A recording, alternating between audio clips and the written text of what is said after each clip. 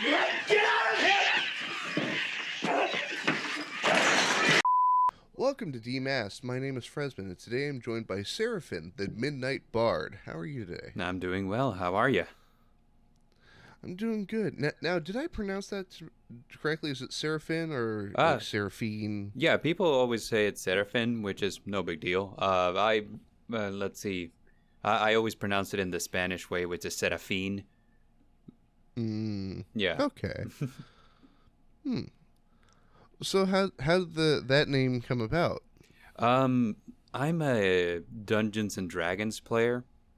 So, my preferred character class is the Bard. And the last one that I made was was a Bard named Serafin.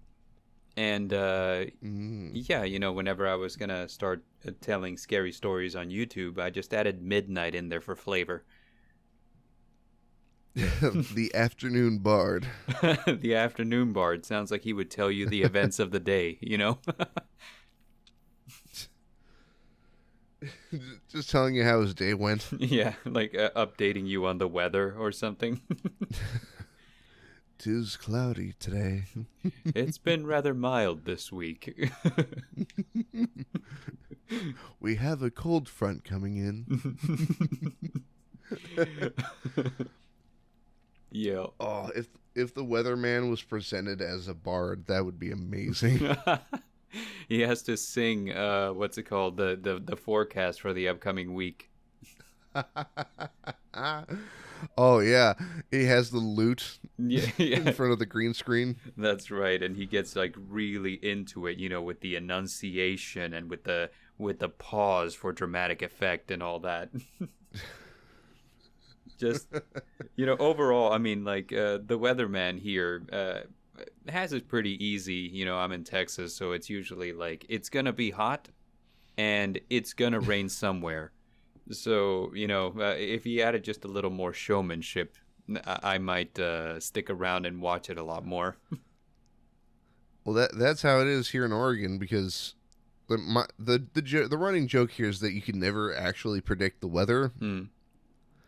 Like, you can get a vague guess as what the temperature will look like, but you can't really guess what's going to happen during that temperature. Mm-hmm.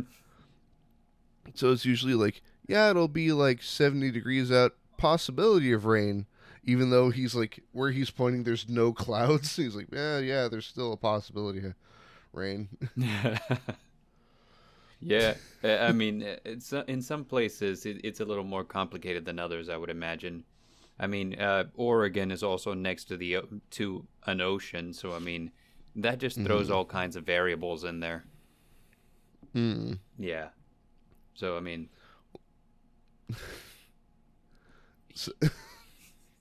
so how long have you been doing scary stories on YouTube? Since last October.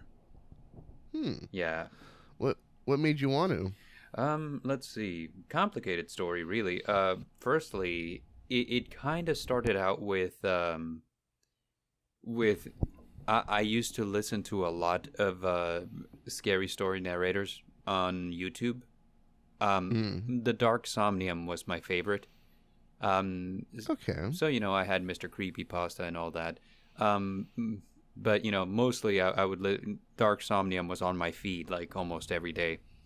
So I started listening to narrators when I was at work so that I could stay awake, because my job is a lot of number crunching, and I just started getting experimental. I'm like, okay, coffee isn't doing the trick. I need something else. So I tried playing comedy in the background, and sometimes that would work. And I tried, just, I don't know, just any kind of noise, music, really upbeat music. Come on, wake me up. But I found that scary stories would keep me in such suspense that I would just stay awake the entire time. So come 2020, say around February of no, it would have been around March. No, it would have been around May, actually. It was after my birthday. So my job says, hey, this pandemic is kind of scary. So we're going to cut off, I don't know, 75% of our workforce? Y'all have a nice day. Mm-hmm. So I had 2 whole months when I was sitting at home waiting for them to call me back, because it wasn't like you're fired. It was you just aren't going to work for the foreseeable future. We're thinking maybe 2 months. So I'm sitting wondering if I have a job this entire time. But, you know, I'm not the kind of person to just kind of sit around and do nothing. So I proceeded to do a couple of things. I'd worked freelance as a graphic designer in the past. So I went on freelancing websites, you know, kind of offered up my services. I did I've done comic book art in the past, so, you know, I just kind of kept throwing that out there, trying to see, well, maybe I can, you know, get back into art now that I have time, you know, because with a full-time job, you don't have time for your hobbies. So I just kind of started throwing myself out there, see, okay, well, what's gonna catch, and wasn't having a good time at the art thing. So I decided, okay, so not that, and then I was playing a lot of video games, because, I mean, it's like, okay, you can't go out and find a part-time job because everyone's terrified, no one's hiring. And you can't just sit at home doing nothing, because you're going to drive yourself crazy. And the few clients that I managed to get with the graphic design thing were kind of a little wishy-washy. You know, they were like, you know, yes, we like your work, but we don't want to pay. How about we do exposure? And I was like, Yep. No. I was waiting for that. Yeah. So there was a lot of that. Come one moment, I'm playing this game that I had bought before the whole mess started, called Fire Emblem Three Houses. And I absolutely loved that game. I mean, I played it until I got all 4 different endings. So geez. yeah, I had a lot of free time on my hands. So that was about 300 and some odd hours, I think, is what I clocked into it. Here's the thing. So I started, you know, just doing some research about the game on YouTube, and came across a lot of interviews with the voice cast. And the voice cast, you know, were just like, dude, voice acting is just the best job in history, and we love it. And I kind of started thinking, you know, well, the reason that I was an artist in the first place, that I worked in comics and that I did all that, was because I always wanted to get into animation back in the day. And I always thought that I would get into it, whether it be by being an artist or by being a writer. But it's a little harder to break into the industry in those routes. A lot of the time it's who you know. So I kind of thought to myself, well, I've done acting in the past in school, and I had some fun with it. Why don't I give voice acting a try? I might have some fun with it. And so I started kind of wondering, how would one go about getting into this? And I found a couple of things, you know, like there was LibriVox, which is that website that does what's it called, like Audible type readings of books in the public domain. So I did some readings for them, and as I was doing readings for them, I kept reading horror stories, and I said, hey, it's like I'm kind of doing what the Dark Somnium does. And then I was like, wait a minute, what if I did what the Dark Somnium does? What if I went onto YouTube and, you know, just started a channel? I mean, just kind of like, you know, fine tune the craft, see if I have fun with it. And right around that time, it was Octoberish, so there had been a huge stretch of time between when my mind started, you know, just kind of like wandering into these different areas, and when I finally, you know, just clicked with it. So I was like, you know what? Yeah, I'm going to give it a shot. But if I'm going to start, I'm going to start at what I presume is the height of this, which would be around October, because that's Halloween time. So I recorded as many stories as I could, and on the first month, I released them back to back to back, leading up to Halloween. And as a matter of fact, I had my first collab before my channel was even launched, because I found Spook You on Reddit, and he was calling for collabs. So I signed up and I said, hey, my channel's not out yet, but if you'll have me, I'll be more than happy to read a story for your channel. So there you go. Yeah, his video actually premiered before my channel went live, so, so that was a lot of fun. But yeah, you know, like I started my channel in October, and I just kept going, and I started experimenting with a lot of things. You know, like, okay, so how about instead of just reading a story, why don't we add sound effects, turn it into kind of like a theater of the mind type thing? You know, if there's mention of a door opening, you put the sound effect of a doorknob turning and a door slamming, and you know, if someone's running, add the sound effect of footsteps on the ground, so on and so forth. And I just kind of started playing around with the Foley elements of sound design, and I've just been having a blast with it. You know, it's been a new creative outlet, and the reception's been so amazing that I'm happy that I did this, and I'm just a little annoyed that I didn't think of doing it sooner. I've mentioned it in previous interviews before, but just the amount of accessibility that there is to the horror community is astounding. Mm-hmm. Yeah, absolutely. Like, and I think the one of the metaphors I use is like, if you ask one person for help, 10 people will jump to help you. That's very true. Yeah, I've noticed that a lot of the times, anyone, just the moment they say anything, everyone else just flocks to help. I mean, it is one of the most supportive communities I've ever been in, and that's me being extremely bitter at the art community, which was the exact opposite. You know? Oh yeah. Yeah, dude. I mean, like, over there, if you showed any weakness, they would eat you alive. So, well, your line work isn't the best. Yeah, it was crazy. See, so it used to be a dream of mine. I'd like to go back and do it, but I used to want to be a comic, not how do I put it, not a comic book artist, but for the newspaper. Oh, like what do you call it? Like the cartoons that they do on the newspaper, like the funny pages, like Family Circus and all that. Yes. Fun fact, that's actually where I started too. I wanted to do things like Garfield. You know, I thought he was so funny when I was a kid.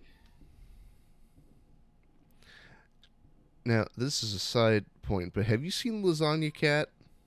No, I haven't seen Lasagna Cat. So that is a channel. Mm-hmm. The company Fatal Farm did it, but their whole mission statement is making fun of Jim Davis.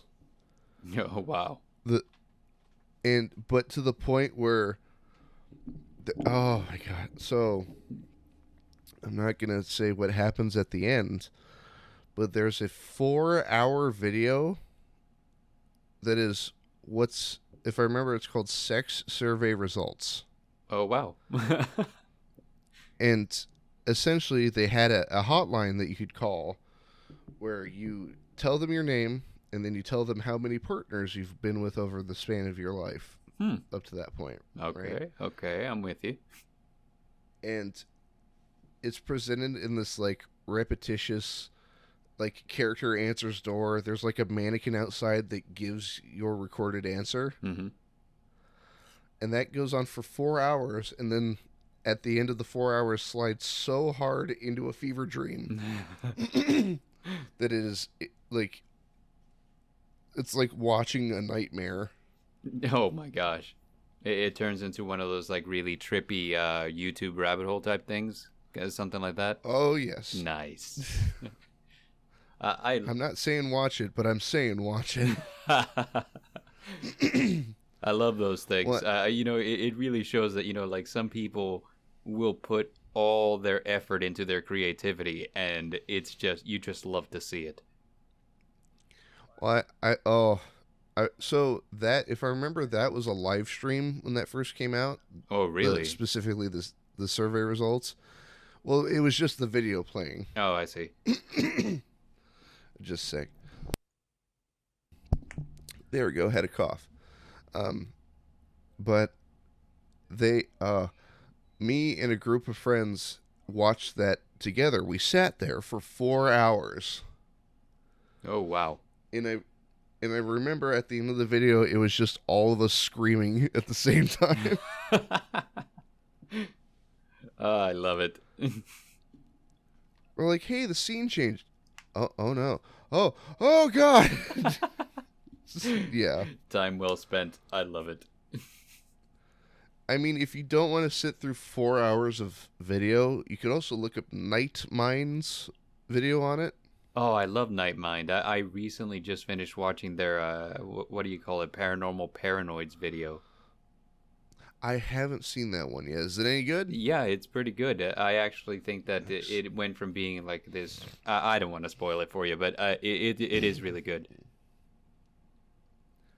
So I started listening to him at one of the weirder times that you could start listening to like a horror channel. Mm-hmm. So I should mention, and I think I've brought this up before, but I'm a very paranoid person. Yeah. And my imagination is very active. I'm right there with you. Same. And I learned about Nightmind while I was at work, but my job was very tedious. You're kind of standing at one place. Uh-huh. And so I'm listening to his... I'm listening to like... what's it called? The unedited footage of a bear video. And there's one that always, like, even today, creeps me out beyond reason. And it's the one where it's like the apartments for the end of the world. I haven't seen that one. The thing is, it's not even like there's a jump scare or anything like that. There's a song that's played for one of the videos that it clicks that weird, like flight or flight response in your head. Yeah, I know what you mean. Oh, here it is. Auspicio Omnium. Huh. If you want to look that up, that's Just really intense. Well, like it's I don't know. It's something about. There goes the paper bag. Sterling, are you determined to be part of every episode from here on in? He meowed in response. I'll take that as a yes. Yeah, you got to start putting him in the thumbnails. That's what you got to do.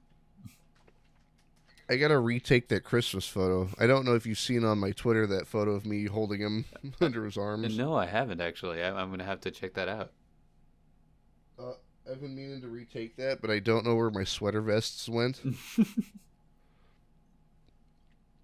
But no, that Auspicio Omnium, it's I don't know if I'd classify it as a song, but it's like this beat that sounds like something getting like hit, and it like the how do I word it? It's one of those things where, oh my god!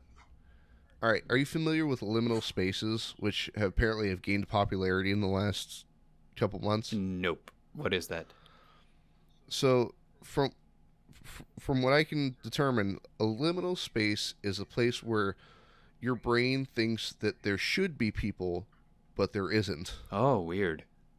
So like in an empty supermarket, that sort of thing. Right. Like that, what do you call it? That one TikTok that's been going kind of viral where the guy's like walking through a city during broad daylight and there's nobody in it. Oh.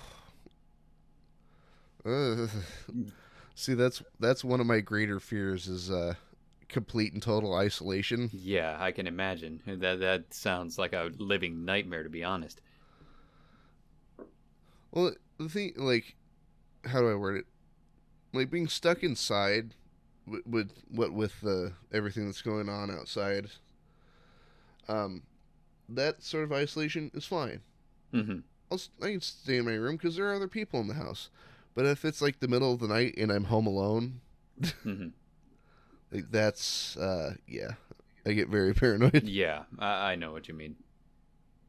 Yeah, there's something unsettling about, like, say, for example, like staying at work until late so that you're the last person in the building, things like that. Oh yeah. Yeah. Or you gotta walk home. Yeah, all that.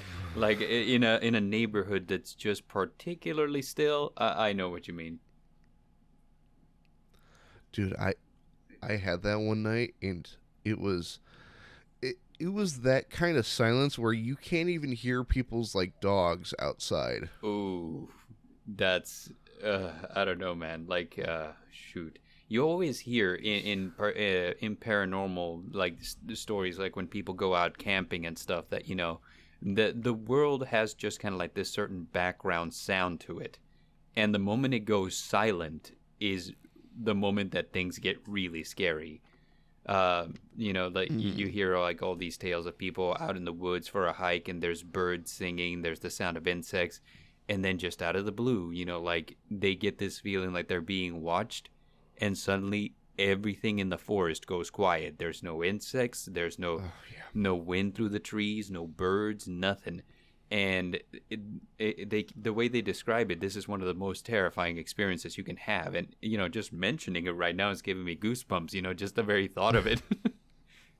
So yeah, like that's a terrifying thought. Oh, so see, while you're describing that, I was having a horrific flashback to when I was in high school. Yeah. Because so around, I want to say the end of summer, but like mid-fall, we get fog a lot around here. Uh-huh. And a lot of times it's not that bad. It really depends on where you are. But where I used to live, the fog was so thick that it would like suck in the sound around you. Oof.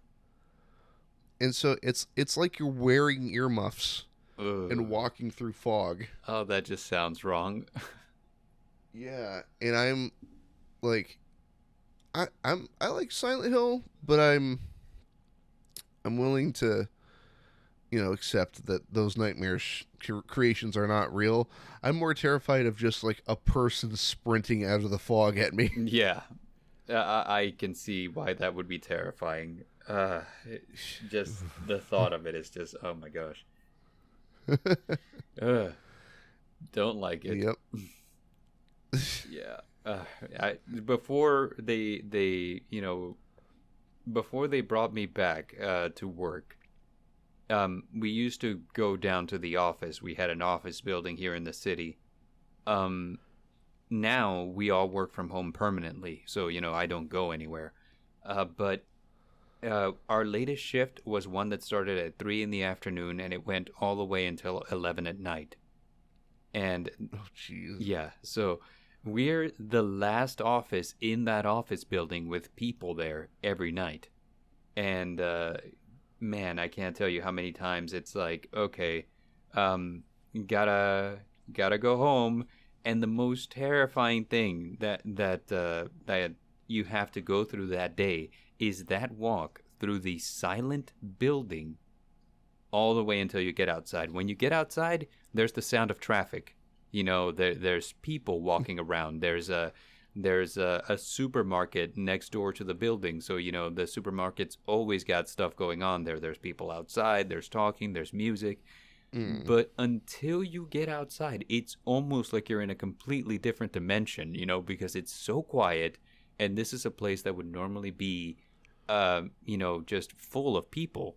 So the fact that suddenly there isn't any, and in the back of your head you're telling yourself there's nothing wrong with this. I mean, it's an empty building, those exist. But you can't help it, it's just like this sudden urge, like, I have to get out of here, like, this isn't natural, this isn't right. And it's just like almost like every sound is magnified by the fact that the building is so quiet, like the echo of your footsteps. And like the jingling of your keys, and just anything at all. I mean, like, gosh, I could even hear like sometimes the fluorescent lights. I was like super aware of them. I was like, I hate this so much. I oh so mm, I I used to help my dad out at his work when I was younger, Uh-huh. and I'm terrified of the dark, Okay. like petrified by it, and like going in to go open with the store with him, like you'd walk into the warehouse and it is dark beyond dark. Oof. And then just watching my dad disappear into the darkness, and then the lights click on. Oh no. Well, then, like, other times it'd be the reverse of the problem. He would start, like, closing, and I'm somewhere in the back of the warehouse moving something, and suddenly the lights start getting darker and darker. Oh no. I've And some I've never run that fast before. yeah, I can imagine, because I mean something about warehouses too, because like a lot of the times they're not very well naturally illuminated, so like they'll be lacking a lot of windows. So the moment those lights go out, it's not just dark, it's pitch dark, So Yeah. I'm right there with you. I'm like I need to have one foot out the door before you start turning off those lights. Well, I think, if I remember, I think he thought I was already, like, outside. Oh. And so I hear, like, one of the breaker switches just, like, and, like, half the lights shut off. I'm like, wait! Like suddenly the realization dawns on you what's happening. Like, no. Hold on! Oh, Lord. Yeah. Oh. Fun. Yeah, not a fan. I always say, like, hey, I love telling scary stories. I don't like living them, Yeah, don't want to be a part of them. Nope. Oh, so have you read any H.P. Lovecraft? Yeah, let's see. Dagon is the one that I've read for sure. Let's see. A couple of times, actually. Once for LibriVox, and then, I thought about doing it for my channel since it's in the public domain, but I was kind of like, I need some time to work on this one. I want to really, like, hit it with a home run. You know what I'm saying? So yeah, but mostly that's the only one I've read. So I've been slowly working through. There's a channel out there. I can't remember what it's called, but they are doing like readings of H.P. Lovecraft, but the way that they're doing it is like almost like it's a radio broadcast, sort of like your Orson Welles type. Oh, cool! I like that.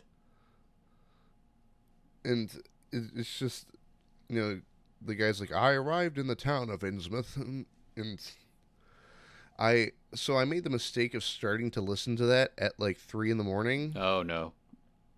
And I was outside waiting to go to my friend's house, and I'd gotten an Uber, and the guy's like, yeah, I'm 3 minutes away, and I'm standing there in the dark outside listening to Shadow over Innsmouth, and there's nobody. Oh no! No cars, nothing.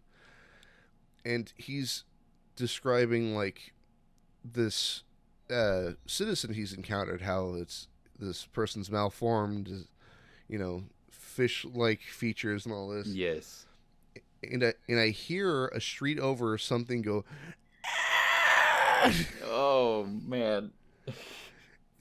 And I ducked behind the car in the driveway. I'm like, oh shit. And I'm texting my friend. I'm like, that fucking driver better get here now, like right now. Oh, and my then, gosh. and I'm describing what it sounded like, and my friend goes, yeah, that was probably two cats getting busy. I'm like, okay, that's fine. In all fairness, if you've never heard that and you suddenly experience it in the middle of the night, it is the most startling sound. Cats can get loud, man, and it's terrifying. Yeah. Well, the thing is, I thought it was a person. Oh, even worse. Yeah. Yeah. Yeah. And then So I've come to learn that. So I saw an animal before the driver got there, but I learned later on that they're not as vicious as one is led to believe. Mm-hmm. I saw a possum. Oh. It was a big honking possum. Yeah, they're not really dangerous unless you try to handle them. You know, they kind of leave you alone if you leave them alone. Yeah. Yeah. But I wasn't aware of that, and I've only encountered them a handful of times. And, like, my worry is not that every animal I encounter is vicious, but that I found the one No. that is vicious. Like, I just had the bad luck of encountering the vicious one. Yeah, and so I look across the street, and there's a possum just sitting there staring at me. I'm like, oh, shit. Oh, no. And I'm like, I'm just going to get closer to this car. If it walks over here, I'm just going to climb on top of the car. It's just, but thankfully it looked at me and then scattered into somebody else's yard. Yeah. It was scrambled. Dude, we've had one get into our garage before. Like, you know, my dad, he's the type that, you know, will just work in his garage. He'll leave the garage door open. And there was once upon a time when he was doing stuff in the garage, and then he finished, he went inside to get something to drink, and then he just kind of, like, you know, decided to start watching some TV. So he just completely forgot that the garage door was open. And then whenever he finally remembered, he went and closed it, you know, didn't look around his shop or anything like that. He just closed the garage door, went upstairs, went to sleep. I went into the garage because that's where we kept, like, you know, the sodas. So I was like, oh, man, there's no more sodas in the fridge. I'm going to need to go out into the garage and get a fresh box of them. And I walk into the garage and I'm picking up the box. I look over and here's this possum, you know, just sitting in my dad's truck bed. And, like, same reaction, you know, like I'd never seen one before up close. So the moment I see it, it's just this huge, oh my gosh, you know, just like take off running. But yeah, I learned that night, you know, they're like super whatever about people. You know, if the person doesn't appear a threat, they're usually not aggressive. A lot of the times they'll hiss, you know, just kind of like in a self-defense type thing. But even so, I had to call my dad. He's like, hey, there's and you know, like he speaks Spanish. I speak English. I speak Spanish too, but you know, like it's kind of like I learned it, but I never mastered it type thing. Oh, sure. So I don't know what the word for possum is. So I keep telling him, hey, there's gosh, what do you call the Dad? There's an animal, and it looks like you know, just describing a possum to him. Sounds like. So I'm like, if you can picture a giant rat, it's like that, but it isn't a rat. And he's like, what in the world are you talking about? It was one of the most awkward moments ever because, you know, he steps outside and he has one look at it and he's like, oh, it's and he says the word, which I don't remember anymore. But I was like, I guess I don't know what these are called, but it's in here. You know, let's find out. Spanish. Spanish for possum. For possum. Oh, that is a... I'm not looking at it. Zarigüeya. Spanish for possum. Ooh, good lord. Yeah, I guess that must have been the word, because that looks hard to remember. Zarigüeya. That's the first time I've seen an umlaut in Spanish. Yeah, same. I've never seen an umlaut in Spanish, and I speak it. Oh, man. So, I guess next time, Dad, there is a zarigüeya in the garage. This is gonna turn into like a Sesame Street episode. Today's word is zarigüeya, possum. Hola, soy Serafin. There is a zarigüeya in the garage. Great, now I have to invest in a puppet of myself. Oh my gosh, that'd be great. I have thought about doing that just to mess with people. Same, honestly, but for me, it was kind of like I would like to have really unique merch, and a Serafin hand puppet is something that crossed my mind. So that's a dream of mine that I've wanted for a while, was to be a ventriloquist. Oh, really? That sounds like fun. But not like the creepy, plastic headed dummies. Well, yeah, I mean, like the first thing that came to mind for me was Jeff Dunham. Oh no, I was sorry. I'm thinking like the Sesame Street kind of Muppets. Oh, okay. That's categorically different, but also fun. Yeah. Yeah. Same base principle, but it applied in a different fashion. Yeah, exactly. For educational and entertainment purposes. Isn't there a YouTube channel out there that, like, the main character is a puppet? There's actually quite a few that do that. Well, there's one that does reviews, and I think he's got like blue fur. Oh, it's like have you ever seen Puppet History? Puppet History? Yeah, it's kind of like this comedic thing where basically they have one of those Sesame Street marionette puppets, Fuzzy looks like a blue Elmo, and he's called the Professor, and it's basically like describe history badly, So he's telling you events that happened in a very comedic fashion, and it's kind of hilarious. Okay, so I looked him up, and he's covering topics that I didn't expect him to cover. Yeah. Well, it's like, the Great Molasses Flood. I'm like, okay, that's not too bad. And then I scroll down more. It's like the eruption of Vesuvius and the Donner Party. Yeah, they get into some weird stuff, but it's super entertaining. Let's see.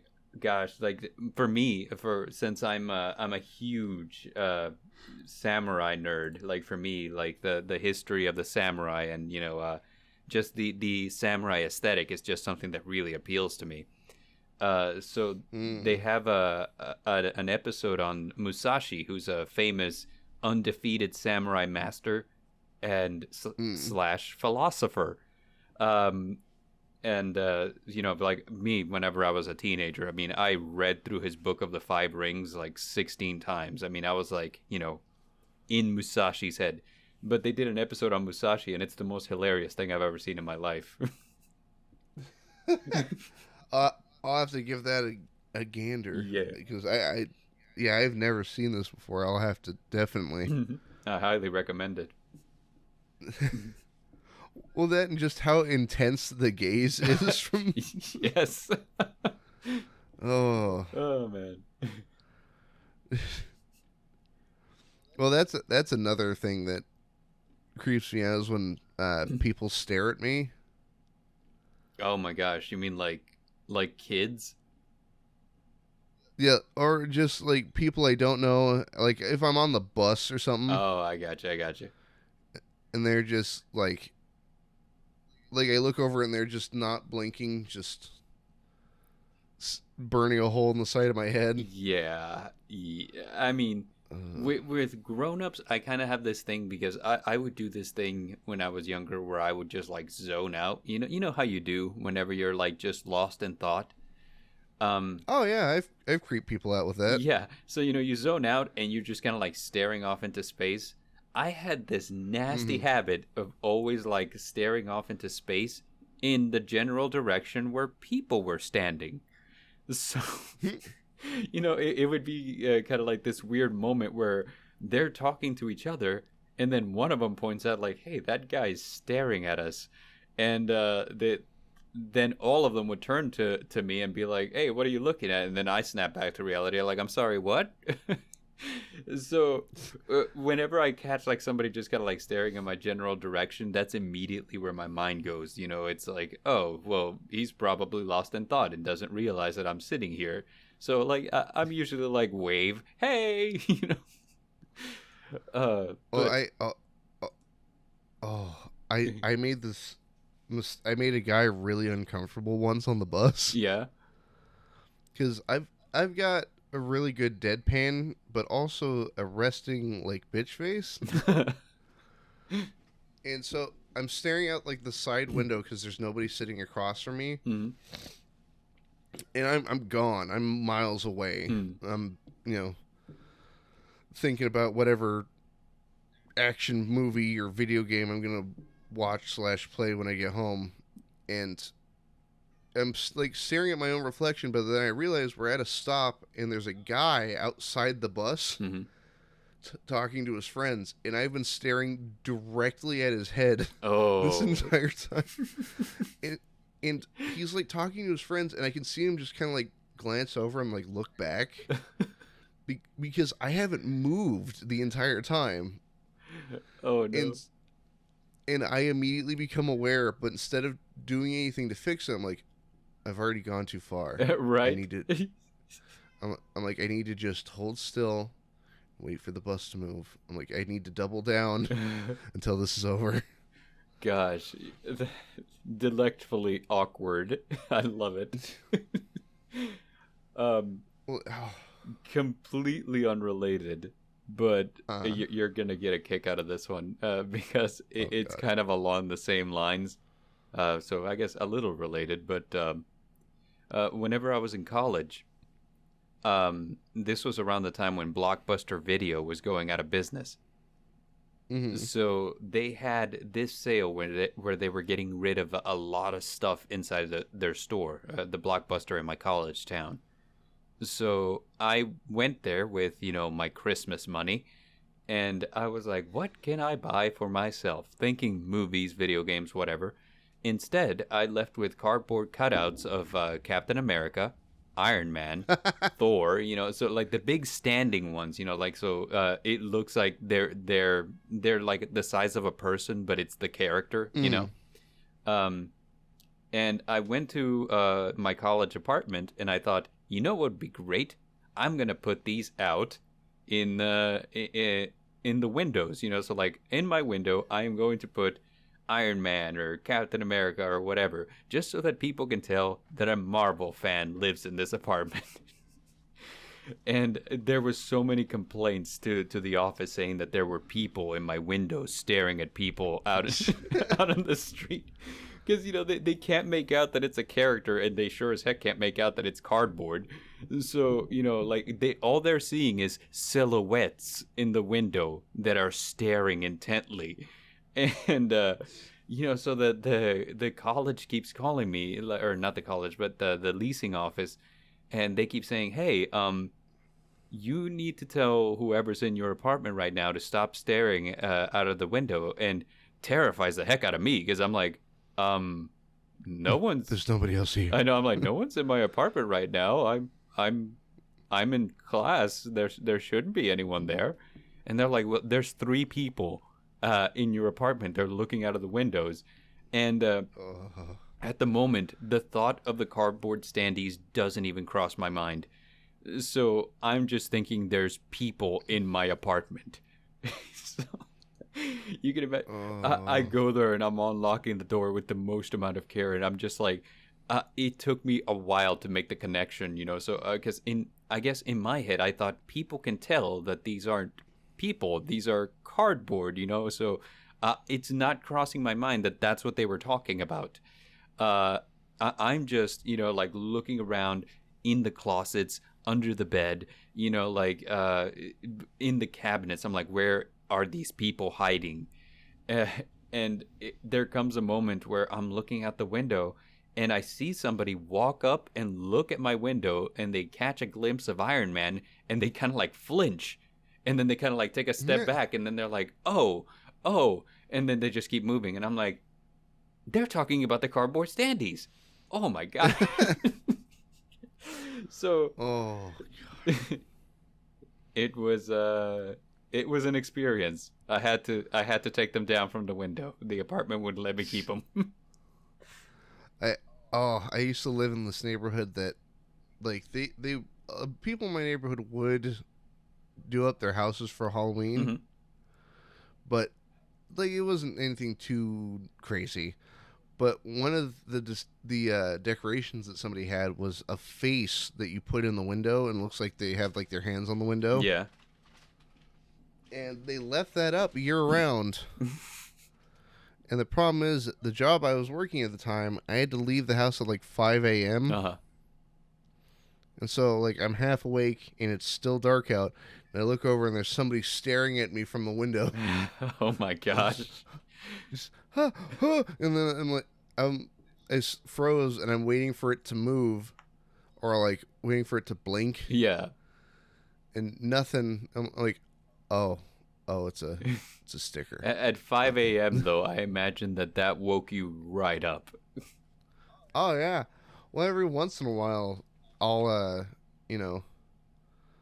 like, when I was walking to work, I'd forget that it was there, and so I'd have a whole new, flinch of seeing it. Oh. Oh, it's the thing. Okay. Gosh, I can't blame them for leaving it up year round, though. Like, I don't...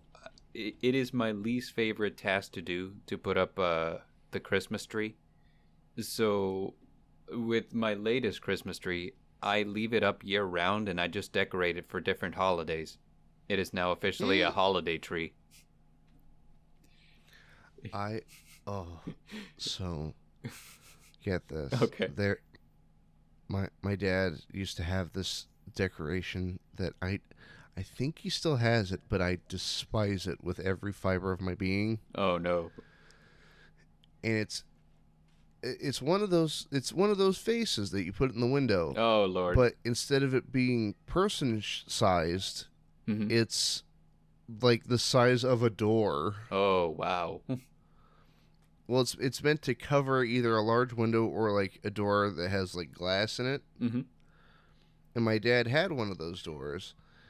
But here's the problem. In the wee morning hours, when little kid Fresman is getting ready for school, and that decoration's still up. Oh no. And it's at the end of a long hallway. And the light's coming in through the door. So you open your door to go to the bathroom, and just in your peripheral is this massive skeletal face with two big bug eyes staring at you. I love it. I didn't. I can imagine. Oh Lord. Like, I had already had the fear of people staring at me. And so I'd see that, and I'd like duck back into my room, like, it's staring. I can't go out there. And it I guess it's compounded by the fact that it's not just a people staring at you; it's a giant people. Yeah. Giant skeleton head. Golly.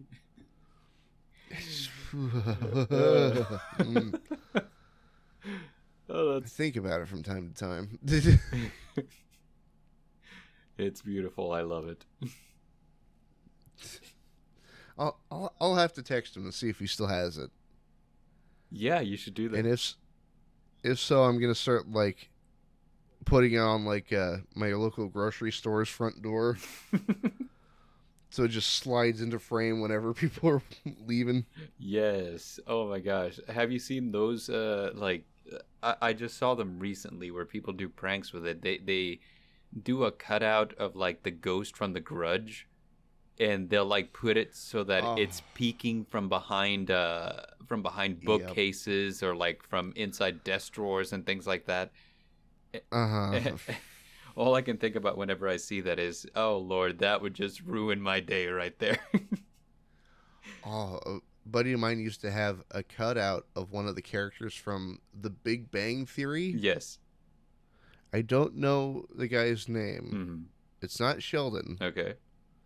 It's the other friend, the guy with the glasses. Leonard. But maybe. I guess. I hope so. Right. But it was a life-size cutout of him with like his arms crossed. Mm-hmm.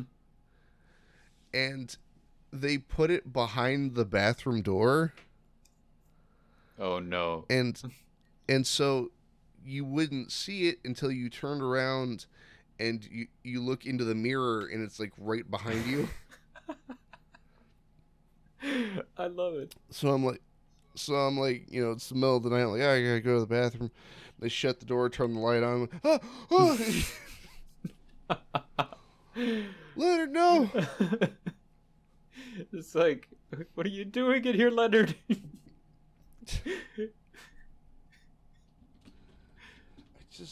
I don't understand. I don't understand why that fear is so prevalent of people staring at me. Oh gosh, I mean, it's just a person being somewhere where you don't expect them to be, you know? Mm-hmm. Like, which I've come to find that those cardboard standouts are just hilarious for all kinds of reasons. Well, the thing is, I know a place at my local mall that sells cardboard cutouts, and I'm wondering if they do custom ones. Oh, that'd be neat. Because if so, I would love a cardboard cutout of myself. Just start leaving them places. Take it with you in your passenger seat so that way you can access the HOV lane. Somebody did that with a hockey mask. Yes. And you know what? That scared the daylights out of me. Like, they just put the hockey mask on, like, the headrest or something? Yeah, but it's just enough, like, because it's, like, one of those blank white hockey masks. Mm-hmm. That, like, you see it out of the corner of your eye and you're like, that's a person. Oh, Lord. And so, like, I was at, like, a hardware store or something, and we're in the middle of leaving, and I just see a white ghostly face out of the side of my vision. I'm like, oh. Gosh, that is... I'm more impressed than anything. I love it, man. That's good stuff whenever it's not happening to you. It's hilarious to observe. Yeah. Oh, yeah. It's absolutely hilarious to observe, but you don't want to be the person in that prank. Or, well, I used to play pranks on my ex Vic. Nothing too mean. Mm-hmm. Like I'm not a fan of like jump scares. Right. I'm more of a slow burn kind of guy. Yes. And so what I do is like, all right, hey honey, I'm going to the store, and then close the front door, and then just be really quiet.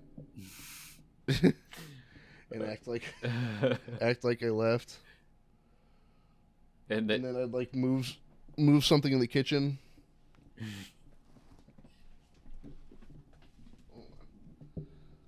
Now, Sterling, say hello to the Sterling party people at home, because he just decided to claw his way up onto my chair in the midst of this interview. Welcome, Sterling. What do you have to say for yourself, Sterling? I wonder if I can get him on mic.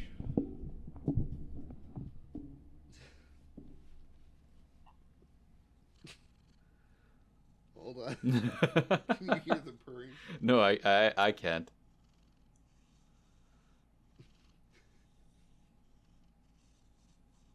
Come on.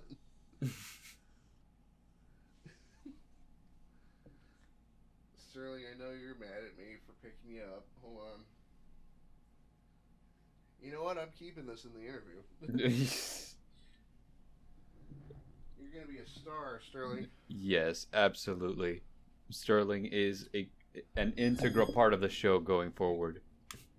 I picked him up out of my chair, set him on the floor, and he immediately hops back in. Sterling, what's weird is the last couple days he hasn't cared about my chair at all. He's been sleeping on my bed. But only now when I need it. That's cats for you, man. Like my cat's the same exact way. Like if I'm lying on my bed, he wants to be on my bed, and he prefers if I move out of where I'm laying so that he can lay there. But then, like, whenever I go sit in my chair, he wants to sit in my chair. But he would prefer if I left sitting my chair so that he could sit in it. There we go. I solved the problem. But, well, so he does this thing when I'm sleeping. He'll climb up onto the bed and try to be close to my head. Yes. Problem is, he's a big cat. Yes. And that doesn't work because I've got a big head. It's so he's like trying to lay on my pillow and like pushing my head off of my pillow. Golly, they do that. Yes, there's been many a time when I wake up and I'm wearing a cat hat as I sleep. Well, and like I mentioned before, he hates being like picked up, so like moving him is a problem. Yeah. Sterling. It's weird, cats that like to be picked up are super rare, I've found, like I pick my cat up all the time because I like to bother him, but he's not a fan of it. My buddy's cat is, how do I word it? I don't think he likes to be picked up, but he's so lazy that he'll do nothing about it. Because you can pick him up and hold him like a baby, and he's just like, whatever, man. There's some cat breeds that are actually super okay with that. Like, I know somebody who has a ragdoll cat, and ragdoll cats do not care. You can pick them up, do whatever, like hold them over your head. They're fine with it. They don't care at all. But, like, most cats, that's not okay. Yep.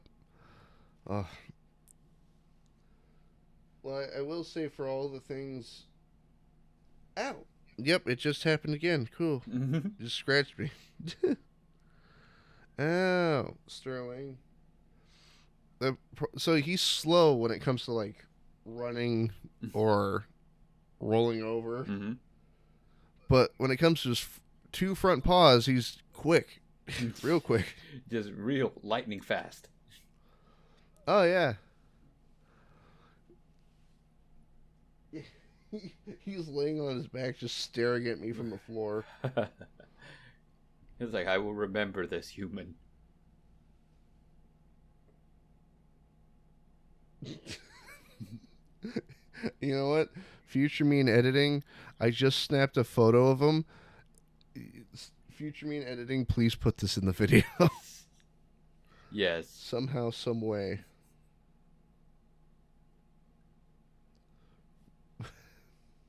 Oh. Can I help you? You said you have a cat? I do. What's your cat's name? Goblin.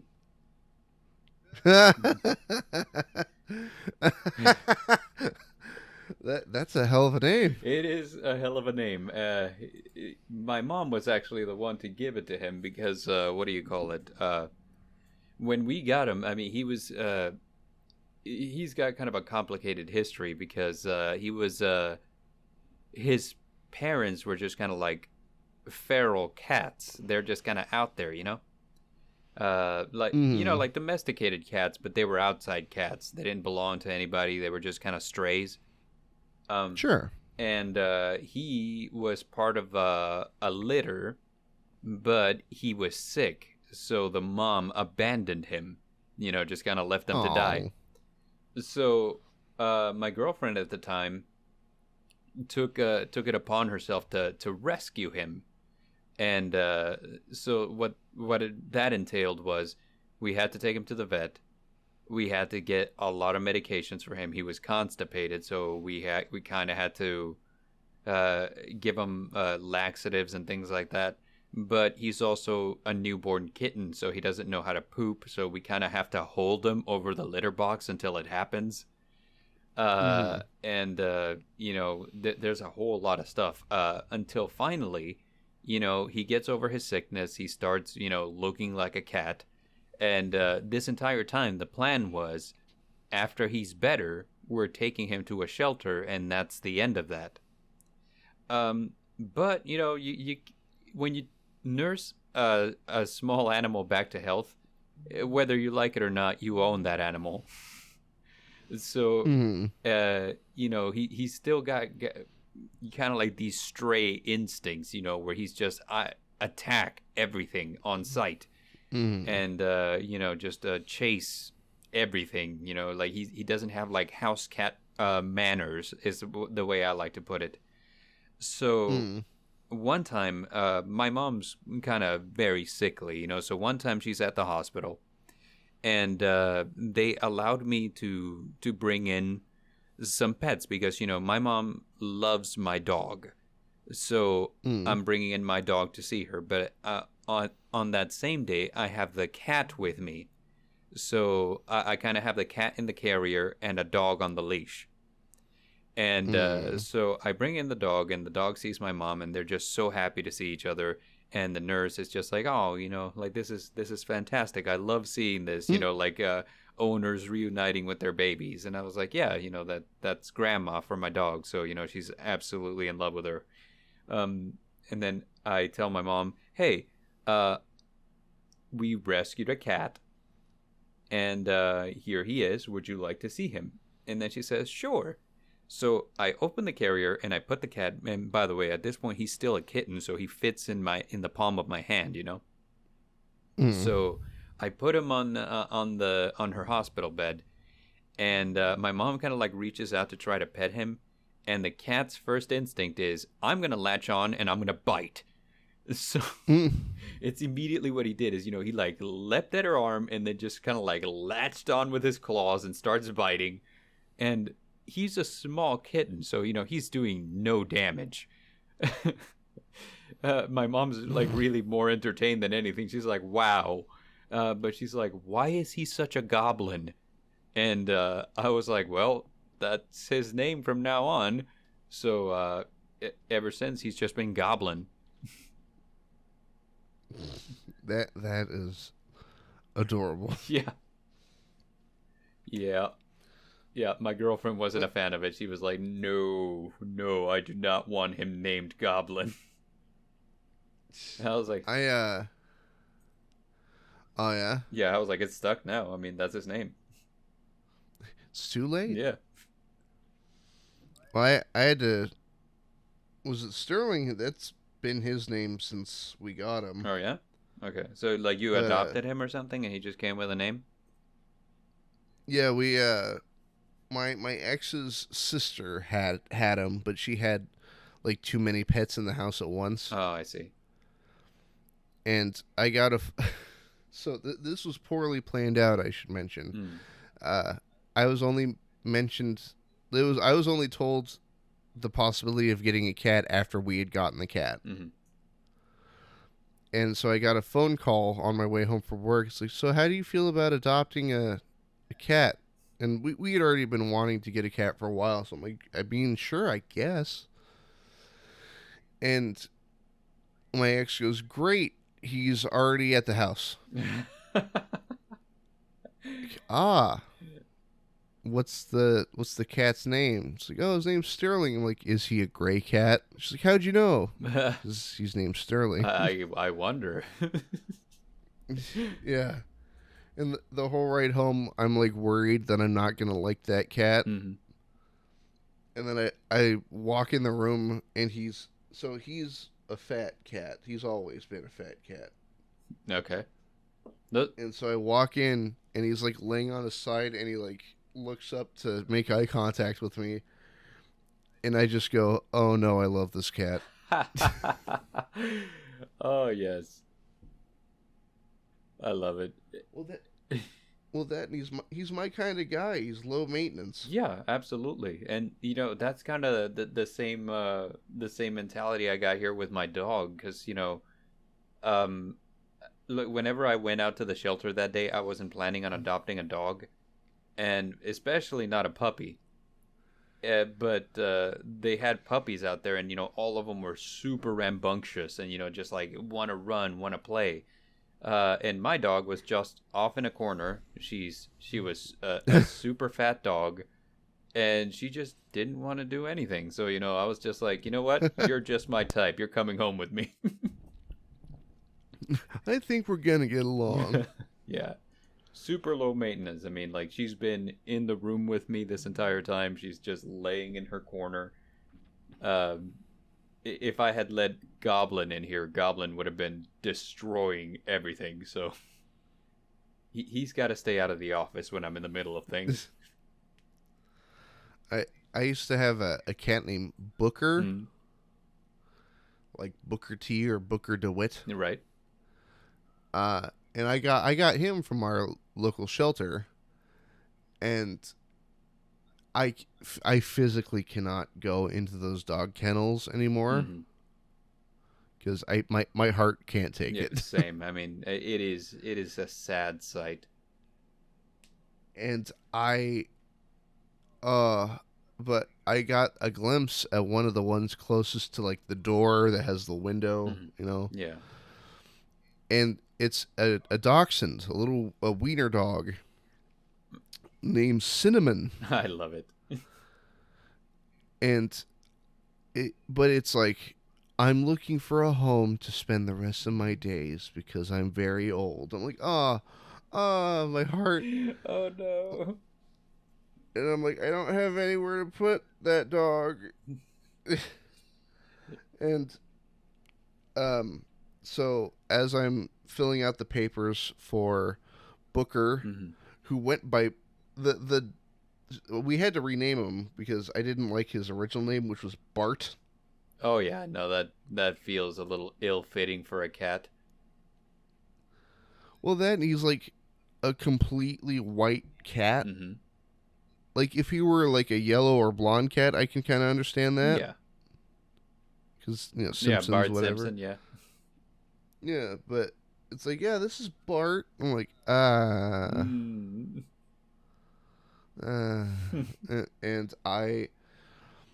I'm like, as we're carrying him around in the little pet carrier, I'm like, we're gonna change that when we get home. But I'm sitting there waiting for them to get the paperwork all copied and everything, just sitting there with my hands clasped together, and I look over and there's a lady in scrubs carrying Cinnamon. And I immediately assume the worst. Oh no. And so I'm like, and like, what? Like, it's the worst. It's like being inside of an ASPCA commercial because he's like making eye contact with me as he's walking by. Oh, I hate it. And I look at the lady behind the counter, and I guess she saw me go pale or something, and she goes, "Oh no, he got adopted." Oh, that's good. Like, it's like, no, she's bringing him out to the family right now. That's great. I love it. Yeah, I'm just like, oh my god, like, don't scare me like that, man. Oh man. Like, see, whenever you mentioned the lady in the scrubs, my thoughts were, oh, he got adopted by a nurse. But then you were like, my mind went to a dark place. I was like, oh, I forgot that also happens. Oh no. Yeah. Well, because the paperwork had mentioned, I'm old, looking for a home, Yeah. So I'm like, oh God, no. No, Cinnamon. Cinnamon, no. I'll adopt him right now. I have the same exact problem, man. Like, I have a hard time, like, not bringing every dog with me home, For me, lately, it's been cats. Yeah. I don't know why. I used to be terrified of cats, but now, like, I have a plan for when I get my own place. I'm gonna get a second cat as a companion for Sterling over here, and I even have the name pre-picked. Okay. Well, what's the name? If I get an orange cat, I will name him Phobos after one of the moons of Mars. Nice. Or if he's one of those kind of brunette cats with the stripes, it'll be Boromir, because I recently got into Lord of the Rings. Very nice. I like both. But yeah. That's the type of cat that my cat is the brunette with the stripes. Well, so I was helping out my some of my family these last couple weeks, and there's a couple of strays that hang around their house. Uh-huh. And there's this big orange cat, and he's so cuddly and like really likes me, but he has so many medical problems that I don't want to bring him home. Yeah, that especially since like a lot of those medical problems sometimes cost a lot for the treatment too. Yeah. Yeah, I mean, you gotta help where you can, but if it's out of your hands, there's really not much you can do. Yeah. Yeah. Well, if I remember, he has ear mites and conjunctivitis, which is that like eye infection. Oh snap! And so like in just like looking at him, I'm like, I don't know if I'll be able to bring you home because I don't know if you're going to give it to my cat. Right. Also, cats are kind of territorial a lot of the time. Yeah. We've had the whole introduce a cat to a foreign environment and then they're just automatically hostile thing. Well, it's weird because I like just recently got Sterling back into my home, and I was expecting him to go hide or like disappear for a bit. Right. No, just started wandering around. Really? Yeah. Oh, that's awesome. That's very good. Gosh, what was it? When you heard about the Texas freeze that we had here recently, right? Where like everything froze, everybody lost power, all that. Mm-hmm. So I went to stay with my dad for that, and I had to bring Scout and Goblin, and Scout loves to go visit the grandparents. It's just like, yes, like people, they like me, I like them, it's a good time. Goblin is not happy at all. Like, he meowed the entire trip there, and whenever we finally got there, he hid the entire time. And then whenever we went to take him home, he was hiding under a bed and he did not want to come out. So Dad comes up and he kind of like starts lifting the bed, and Goblin kind of starts retreating to the point where now our intention was lift the mattress, get him out. But as we're lifting the mattress from one end, he starts retreating so that now he's on the end that's kind of like coming down. So he's kind of backed himself up to a place where he could get pinned. So now he starts screaming. So like we drop the bed, and then he runs out and he gets behind this chair. And he's so mad that, I'm reaching for him, and he's kind of like hissing and yowling and, like baring his teeth. And I was like, okay, leave you alone. So then Dad goes in to grab him, and he thinks that, like, hey, I got my work gloves on. Everything's going to be fine. So he reaches out, and Goblin tore through those gloves. I mean, he tore them apart with his teeth and with his claws. And, like the entire time, my dad's just yelling, like, get him, get the carrier, get the carrier, So we grab the carrier and we throw him in, right? And my dad's like taking off his gloves and he is bleeding profusely. Goblin tore him to pieces. It was like, oh my gosh.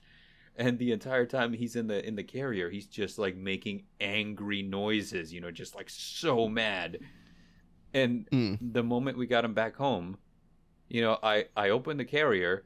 He steps out, and it's like nothing happened. He's just like, oh, yay, I'm home. And just got like, on the couch. We made it. Cleaning himself, very happy, goes, sits next to his food bowl, starts meowing like it's dinner time. And I was like, 15 minutes ago, you were a completely different cat. What happened? I was scared of you for a minute, man. What'd you do? Oh, that was terrifying. Well, at the house I used to live at, so I was renting a house from my friend's grandma, if I remember, but we had roommates and everything, so it was covered.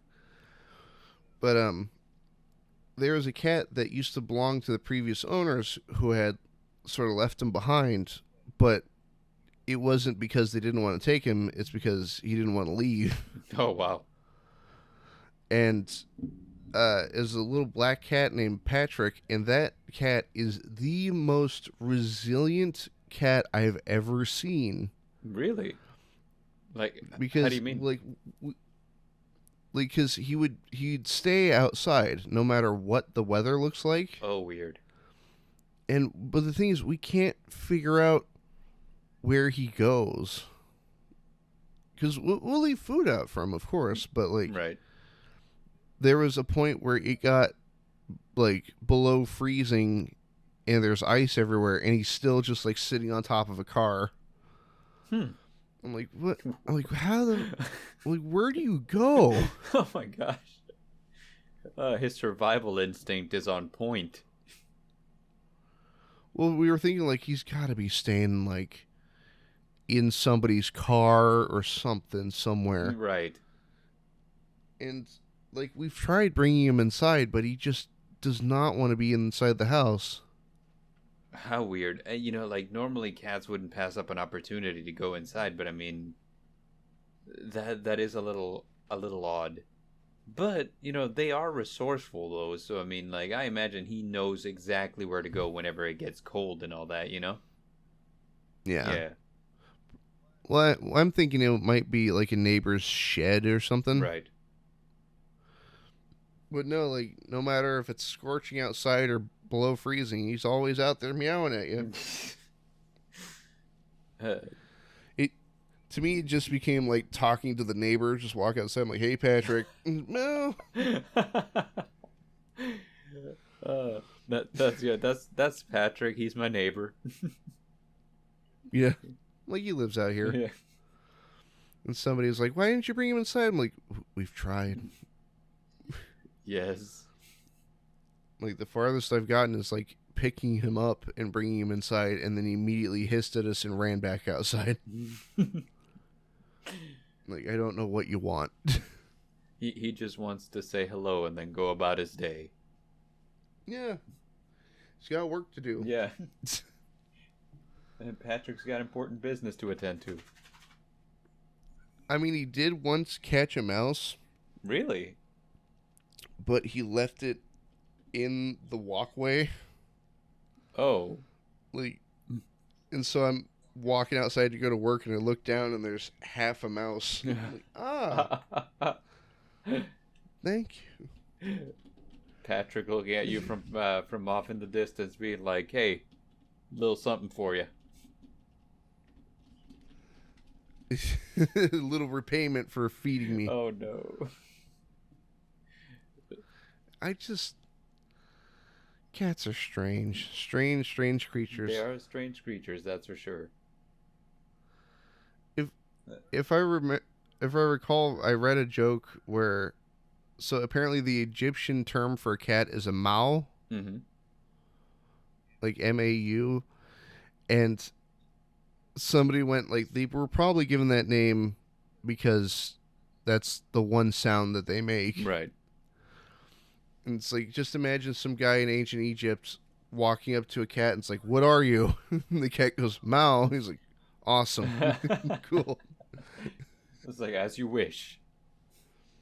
Yeah, because we're going to build you your own pyramid. Yeah, because they were revered as deities in ancient Egypt. So that's pretty wild. They're like, we shall call him by his name, which he has told us. He is Mao. Why is he called that? And the cat's just, "Mau." Oh. I get that. You know, I'm all for it. All right, cool. Just completely accept it. Yeah, all right. It makes sense to me. Oh, man. What was that? I read something recently that tigers don't purr, they close their eyes as a symbol of trust. Really interesting. And like, I wonder that sometimes if ever I were to, I don't know, climb into a tiger pit or something. Do you trust me and wait for it to blink? We're busting you out of here. We're getting out of here. Oh man. Now, Now, have you seen Tiger King? No, I haven't. Well, for starters, watch it. But second of all, like, that's a weird business, man. Like Run it. raising tigers for a tiger show or something? Well, it's apparently it's become sort of a sort of status symbol thing. So one of the most harrowing moments in that whole show Mhm. is they're like, people like seeing other people with dangerous animals. Okay. Like apparently that's appealing on social media platforms and whatnot, dating profiles, Tinder and whatnot. Huh. But so people will be standing in a line, like a literal single file line, and they'll have a tiger cub, and then they're like, hand it to one person, take the picture, take it out of their hand, hand it to the next person, take a picture, and then it's just like down the line. It's just like, that's Yeah. I mean, I don't like it. It kind of like harkens back to like those snake pictures that people would take. Like whenever you would go out to a park and there'd be a guy with a snake, and he'd charge you like $5 to put the snake around your shoulders, and then you would like take a picture with the snake. yeah, it's one of those like ball pythons or something. Right. I was never brave enough because in my head I'm like, those are constrictors, man, and you're gonna wrap it around my shoulders, like where my neck is. I don't know how I feel about that. I'm trying to think of what the name of the there's a specific type of snake. Like I'm terrified of tiny snakes because in my eyes they're faster. Yeah. But there's a type of snake. Okay, banana ball python. Banana ball python. They're those kind of like pastel yellow snakes. Uh-huh. But those snakes, weirdly enough, I love them. Can't get enough of them, and it's because I saw one when I was in elementary school, and for some reason their pheromones smell like butter, like popcorn butter. Really? That's kind of really interesting. I like that. Yeah. And I remember the lady handing me the snake, and I'm like, and she's like, don't worry, it smells like butter. I'm like, huh? Wait, and I'm like, oh god, it does. It does smell like butter. That's so cool. But I just, That is I'd like a snake if they didn't scare me so much. same. Like I don't know, man. I have trust issues with snakes. Like people are like, okay, well, it's not venomous, or like it's not a constrictor, and I'm like, it's still a snake. Like That's not what I'm focusing on. yeah, like I don't know, like something just makes me feel like I can't trust it. It's I don't know, it's not trustworthy. Like What? if you could put like two different animals like on a scale, like from complete trustworthiness, I would trust this animal with my life, and this animal is probably stealing and lying to you. I would say like golden retriever on the trustworthy end, and the snake all the way at the other end, car salesman type thing. I need to write that down. Oh, that's a shirt idea right there. This animal is capable of lying to you. Yes. Like, if animals were capable of speaking, which one would lie the hardest? Snake.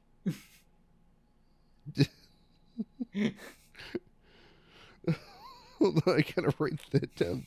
This animal is. I don't know. Like, I'm imagining like a nature documentary. Do not trust this dog, and it's just like a Shih Tzu. He is capable of lying to you. Kind of like those factoids that you see floating around the internet from time to time, where they'll say something like, the chances of you being killed by a horse are low, but never zero. Never zero. Oh my god. or was it like, check out this alligator. Bite strength 1 ton is capable of lying to you. Gosh, what was it? There was one that I saw that it was like this rodent that's found in Australia, and I don't remember the name of it for the life of me. But it's about the size of a human thumb, you know, and it looks a little like those gosh, those monkeys from Madagascar, the ones with that like have the big eyes. Oh God, I think I know what you're talking about. If I remember, they're called pygmy marmosets. I want to say, Or something. Yes. So, like somebody had taken a picture of one, and they say, "Hey, this is a so and so from Australia. It is an animal that is super tiny, and like if you stick out your hand, they will grab onto your thumbs." And they said something along those lines. And then somebody comments, they say, "See, not everything in Australia wants to kill you." And then the next commenter says, "Just because it can't doesn't mean it doesn't want to." I'm like, oh. That's a fair point. Yes, very fair. Okay. Oh God. Well, these things are adorable. I've always wanted a monkey and or marsupial type animal. Yeah. Like, well, I don't want a chimp. I don't want a big monkey. I want one of those. What are they called? The little howler monkeys, like the macaques. Yeah. Yeah. Just one I can have on my shoulder. Just hangs out with me. Oh man. So, I come from like a tropical country where monkeys were kind of like a one of those status pets. Like you would grab one from the jungle and just like sell it to the people who were well off. And sure. I knew somebody who had one, and it's kind of like, gosh, how do I put this? And not to crush on your dreams or anything, but oh my gosh, is a monkey a high maintenance pet? Like, mercy me. Oh yeah, I bet. I was like, I would go visit, my friend, and that monkey was always up to something, man. I mean, like, I'm almost considering replacing the snake on the end of the trust scale. Because this animal will lie to you. Yeah, this animal will lie to you to get his way. Lucky for everyone, they're not that smart. I mean, like, honestly, the way that you would catch them is you would kind of, because they're curious, So what people would do is that they would dig holes into like trees or into like rocks or whatever, and they would put like seeds and nuts and like like raisins and stuff into the hole. They would just pour it in when that the monkey's watching, because the monkey will get curious, and then it will go whenever you leave. It will go and see what you left in the hole. So they would reach their hand in to grab the candy or whatever you put in there, and then they would grab a whole handful of it, and then they would try to take their hand out. But here's the thing: their hand goes in easy because it's not holding anything. But now that it's holding something, they can't take their hand out, and they will. Same as a raccoon trap. Exactly. And the thing is, they don't want to let it go, so they'll just keep holding on to it. So whoever's trying to trap the monkey would just kind of come up with a leash, just put the leash on the monkey, and let's go. I was like, oh. And now you have a monkey. Monkey acquired, like achievement unlocked. I'm like, golly. Have monkey, get monkey. Like, achieve monkey. The first time I saw it happen, I was like, it can't be that easy. Have you seen that video of the guy doing a magic trick for a monkey? Yes, where he's like doing a card trick or something for a chimpanzee. Yeah. Yeah, and then the chimpanzee like loses his mind. Well, I heard something brought up that those I can't remember if it was a chimp but they have something called logical object permanence. Yes. So for those of you at home, object permanence is like say you put your phone in your pocket and you can't see your phone anymore, but you know your phone's in your pocket, right? Yes. And so what logical object permanence is, it's, something's, say, hidden behind your hand, that's where it has to be. Right. Not there, like, there's no other way it should be. So when he does a card trick and the monkey's seeing the card and the card disappears, the monkey's brain's going, where the hell's the card? It should be there. Why isn't it there? Oh, you have done sorcery, is what you have done. What is this? Witchcraft. When the monkeys rise up and, start doing magic tricks. Just start doing magic tricks, and they will run in terror. That would be. How do we stop them? Start doing magic tricks. Like you're the reason that we lost the reason that the people in the Rise of the Planet of the Apes didn't win is because they didn't think about like playing peekaboo with the monkey. It would blow their mind. You know that shot of them climbing the Golden Gate Bridge? Yes. I'm having an image of they're swarming and there's one guy with a deck of cards just like, pick a card, any card, please. Oh my gosh. You do that one thing that went a little viral on TikToks and Instagram and all that, where you raise a blanket in front of yourself and then when you drop the blanket you run away. Like the monkey's like, where did he go? He's a wizard. He's a wizard. Oh man, dope. I think with this amazing discussion about our cats and monkeys and the things that scare us in our most private moments, I think we will call this interview to a close. Seraphin, it has been wonderful having you on. It's been amazing talking to you. My pleasure entirely. It's been a lot of fun.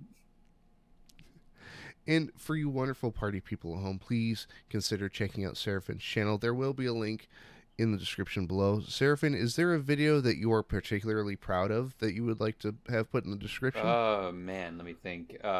Shoot. I always have such a hard time with this question because I really do love all my videos. The one that I had the most fun putting together was one called I Received a Gift from the Fair Mother Deza. Okay. That's with that one I just went completely over the top with the sound effects, but so that one or those Deep Dark Wells, my favorite videos, I would have to say. What about the Exorfist? Oh man, I forgot about the Exorfist. The Exorfist, narrated and written by myself. Yes. Have you heard that 4chan story of the guy who bullied a ghost? I have not. Is that a thing?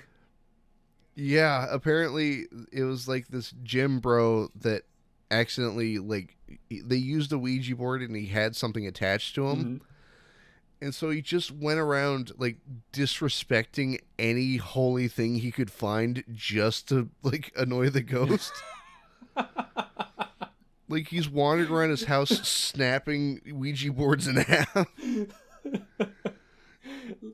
And he's drinking a holy water and then just spitting it onto the floor. Oh Lord, I could absolutely picture that. Just a gym bro just saying just things like, I'm alpha as heck, you a beta ghost. Things like that. I'm like, oh Lord. Just there's screw you, ghost. The ghost knocking things onto the floor is like, oh yeah, you think you're tough, knocks other things onto the floor. I could do that too. Starts to burn down his own house around him. What are you gonna haunt now?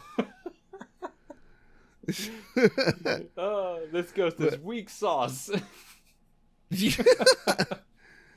But links to your aforementioned videos will be in the description below. So, thank you so much, Seraphin, for coming on. Absolutely. This has been wonderful talking to you. Yeah, same. And you party people at home, please go check out Seraphin, and also maybe consider subscribing to the channel if you haven't already. Yeah, let's do it. Let's subscribe to the channel. Yeah. Just buttons right there.